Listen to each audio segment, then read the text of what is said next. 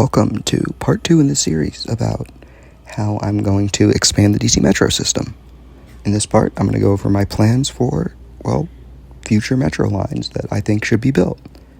So this is just all new lines, and the previous video was about the D interlining, so if you haven't seen that, go watch it. But I've made a bit of a change in this video, and that is that I'm not going to list stops after showing where the line would go.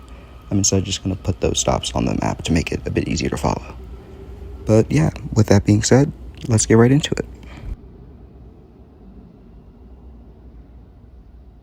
So before I start, a quick side note that because Metro officially changed the line designations, well, not actually, they're still known by color, but they also have a letter. I'm also going to be calling these new lines by their letter as well as color. So, or by route name, like for example the Beltway line I didn't really give a color to, but I'm also going to tell you the letters for them. So let's get started with the teal line, or the T line, which is by far the longest of the lines that I'm going to propose. Starting at the Kingstown station on the Beltway line, this line starts elevated and continues up Van Dorn Street until it reaches its first stop on Franconia Road, which would be called East Franconia.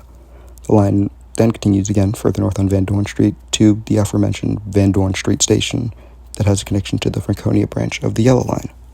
The line then continues further up Van Dorn Street until its next stop at Duke Street, which would be called Landmark after the now gone Landmark Mall.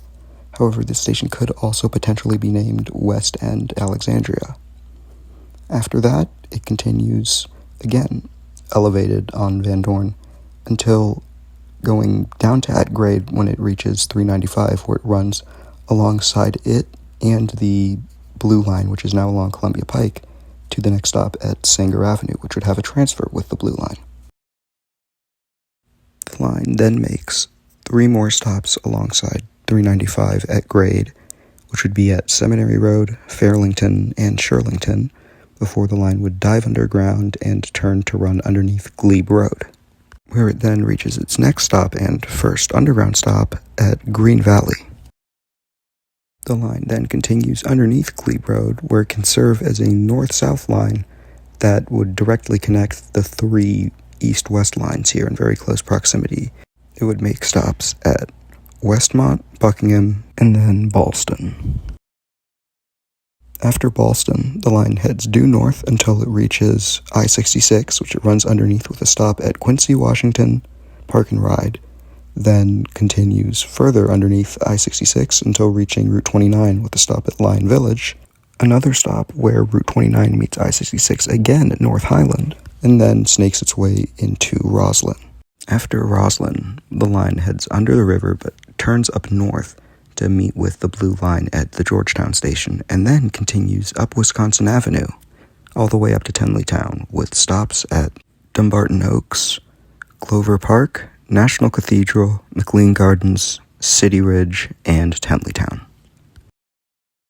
After passing through Tenleytown, the line turns to run underneath Nebraska Avenue, where it has a stop at Fort Reno, and then under Military Road with a stop at Little Forest Park before the line then crosses underneath Rock Creek Park. After crossing underneath Rock Creek, the line has a stop at Missouri Avenue, and then turns up to meet the Yellow Line at the Brightwood station. After Brightwood, the line turns to hit Tacoma, and then runs out to the Tacoma-Langley Transit Center with 2 intermediate stops at Tacoma Park and Sligo Creek. This is where the line will terminate, for now at least. I'll pick it up again in the next part when we talk about extensions of lines. Overall, my teal line proposal hits a lot of areas that are currently underserved by public transport, and areas that really do deserve more than just buses, such as the Wisconsin Avenue and Glebe Road corridors. Our next line, however, is one that's going to really just tie together Northern Virginia for me. This line is the Pink Line, or P line. Starting from the King Street Old Town Metro Station, this line would continue almost entirely elevated, with our first 2 stops being at Rosemont and Chinquapin Village. The line then continues on King Street to stops at Oakcrest, Fairlington, which is a transfer station with the teal line that we mentioned before, Fort Ward Heights, Skyline East, and Bailey's Crossroads, which is a transfer station to the Blue Line. It then continues on to its final few stops at Colmore, Ravenwood, Seven Corners, and East Falls Church, where it terminates. This entirely elevated line, I feel, would really help tie together some of the areas that are served by Metro, but you can't really get between them easily. Anyway, remember how in the previous video in the series, I had talked about how I would be, rerouting the Blue Line to National Harbor, and then I talked about how I would put in connecting tracks or provision tracks for a further extension just beyond Union Station. Well, it's time to put those to use. Starting from that junction, where you'd have provisions for the line to continue both further southeast along Massachusetts Avenue and further north on First Street Southeast, this line would then continue further north until reaching its Union Station platforms, which would be basically right under Union Station itself. The line would then quickly turn to run under H Street, with a stop at the Atlas District at H and 8th Streets, and at H Benning at H Street and Benning Road, the latter of which would have a transfer to the Silver Line. The line then turns to run underneath Bladensburg Road, with stops at Trinidad, which is at Bladensburg Road and 17th Street Northeast, and at Arboretum, which is at Bladensburg Road and New York Avenue. It then continues further to a stop at Gateway, which would be at Bladensburg Road and South Dakota Avenue. After this stop, it rises from the tunnel and continues to run elevated, with its next stop being Colmar Manor, which is at Bladensburg Road and 42nd Avenue. After this, the line crosses over the Anacostia River and then turns to run above Baltimore Avenue, following it until it reaches its next stop at Hyattsville, which would be roughly where Baltimore Avenue meets the existing CSX and MARC tracks on the Camden line.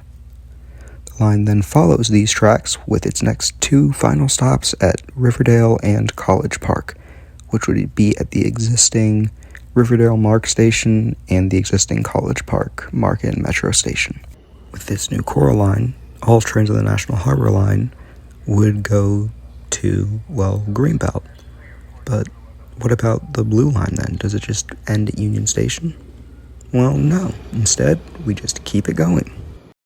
After the Union Station stop, instead of turning down First Street, the line keeps going down Massachusetts Avenue, with stops at Stanton Park and Lincoln Park, which would be at the aforementioned Stanton and Lincoln Parks, with Stanton Park having a transfer to the Silver Line. After Lincoln Park, the line makes a brief jog down 13th Street Southeast until hitting Pennsylvania Avenue, which it then turns down to its next stop at Potomac Avenue, with the transfer to the Orange Line at the existing Potomac Avenue station, though this line's platforms are underneath Pennsylvania Avenue at Potomac Avenue Southeast. The line then crosses underneath the Anacostia River and reaches its next three stations at Twining, which would be at Pennsylvania Avenue and Minnesota Avenue, DuPont Park at Pennsylvania Avenue and Branch Avenue, and Fort Davis Park, which would be at Pennsylvania Avenue and Southern Avenue. As the median of Pennsylvania Avenue widens, the line can then emerge from its tunnel to run elevated along the avenue to the next stop at Dillon Park, which would be at Pennsylvania Avenue and Shadyside Avenue.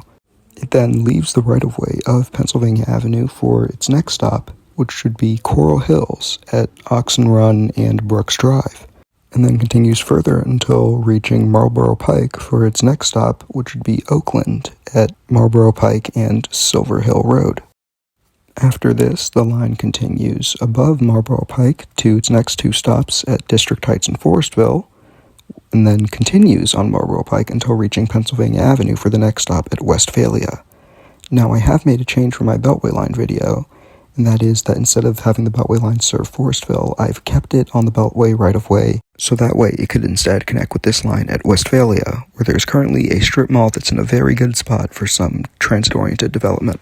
The line then finally continues on to its last two stops at Melwood, which would be at Pennsylvania Avenue and Woodyard Road, and at Upper Marlboro, which would be directly behind the courthouse. The Melwood station would probably be built as infill because the development being built in the area really isn't big enough right now to justify a station. But then again, as the region grows, the development will probably get a lot bigger in size, and then a station might actually be warranted by the time this line actually ends up getting built.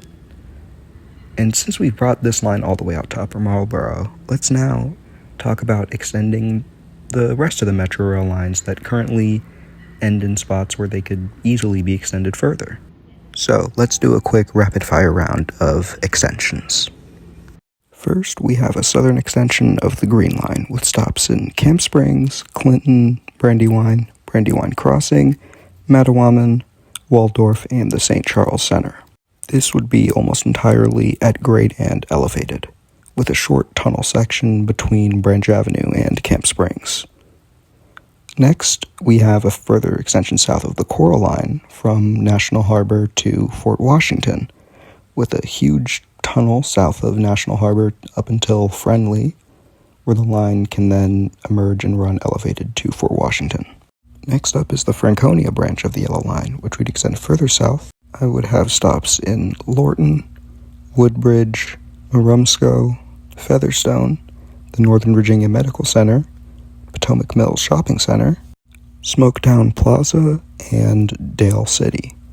Now, the reason for this abundance of stops in the southernmost part of the line is because there are a lot of big job sites and areas that have huge development potential down here that I think a Metro line could serve pretty well. It could almost be like a second version of what the Silver Line does through Tysons. This line would be at grade up until Woodbridge, where it would then continue elevated for the rest of the line. Now let's continue on to the northern part of the Yellow Line and the northern part of the Teal Line. Both of these would pretty much transition from underground to elevated very shortly after their original termini at Silver Spring and Tacoma Langley respectively, and both of them would then continue to meet in White Oaks and then continue further on in the general direction they were heading. The Yellow Line would make stops at Seven Oaks, Four Corners, Burnt Mills, White Oak, Rolling Acres, Fairland, and Burtonsville. The Teal Line would make stops at Adelphi, Oakview, Hillendale, White Oak, Wyndham Manor, and Colesville. Moving on, we then have the northern extension of the Green Line, which could be built almost entirely at grade, although you might need to run it elevated in some sections if property acquisitions become too much to handle. Starting off with an infill station at Berwyn between College Park and Greenbelt, the line would continue on to new stations at Beltsville, Ammondale, Muirkirk, Conti, Snow Hill Manor, and Laurel. While we're over here on the eastern side of the network, we can also extend the Orange Line further from New Carrollton, with new stations at Lanham, Seabrook, Glendale, Old Town Bowie, and Bowie State. This extension could be built entirely at grade.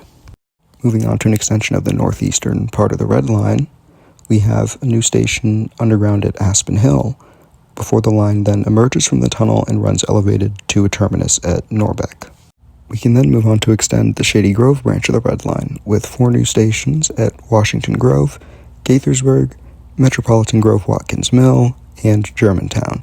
This extension could be done pretty much entirely at grade, but the clearances through Gaithersburg might be a bit tight. Moving further west still, we have an extension of the Orange Line out to GMU, with stops at Fairfax Woods, Fairfax, and GMU. This extension would go underground pretty much immediately after the Vienna station and be almost entirely underground. Though in this image you can also see a further extension of the Blue Line on Columbia Pike. Moving west from Annandale, this line would have stations at Wakefield, Mantua, Fairfax, Fairchester, Fair Oaks Mall, Centerville, and Chantilly. This line would be entirely elevated. Having the line hit both Centerville and Chantilly was my idea, and it helps better connect both of those two areas to each other as well as into downtown DC, as most early plans for extending the Orange Line beyond Vienna had the line going to either Centerville or Chantilly, skipping downtown Fairfax entirely, which would be a pretty big misconnection in my opinion. So I made sure to just go up and get both of them to be safe. There is a slight downside to this, though, and that does mean that travelers from Chantilly do have to go through Centerville before actually making their way down into downtown DC, but it shouldn't add too much time to your trip. And rounding up our line extensions, we have the Silver Line from Ashburn to Leesburg. I cannot stress enough that if this line is built, we should take advantage of the Metro line to its fullest and not build any more stations like Loudoun Gateway. A lot of the stations in this plan, you might question some of their locations, but I chose them based on the premises that they would be pretty good sites for potential development around the line. So, with that being said, the stations would be at Broadland Center Plaza, Sokolin Road, Leesburg Executive Airport, Oak Lawn, and Leesburg. This line would be at grade when running in the median of the Dulles Greenway. However, I would have it exit the median and run elevated for some of the stations. And west of Sokolin Road Station, the line wouldn't even be following the highway anymore anyways. So from that point forward, it would be fully elevated. Looking back at our metro network as a whole now, you can see that we've filled in a lot of those gaps that currently lack pretty decent transit service, but the eagle-eyed viewer might have spotted that there are still some areas that I haven't quite gotten to yet, and that is what we're going to be going over for part 3. But a lot of these areas, spoiler alert, aren't exactly going to be served by full-on heavy metro lines, but again, we'll hear more about that in the next part. So, with that being said, thank you so much for sticking with me for this video. This one has taken absolutely forever to make. I only very recently found out that you can actually hide certain mode types on Metro Dreamin' when you're making your fantasy maps from appearing. So that's why some of the stations looked like they had connection lines to stops that weren't there, because I've hidden a certain line group or type of line from the system so that it wouldn't show up early. But yeah, once I found that out, I literally had to redo the entire map sequence of this video, so that was quite fun. But yeah, with that being said, really hope you enjoyed this one. Make sure to like and subscribe if you haven't already. And yeah, I've been the Autistic Transit Fan, and I'll see you in the next one.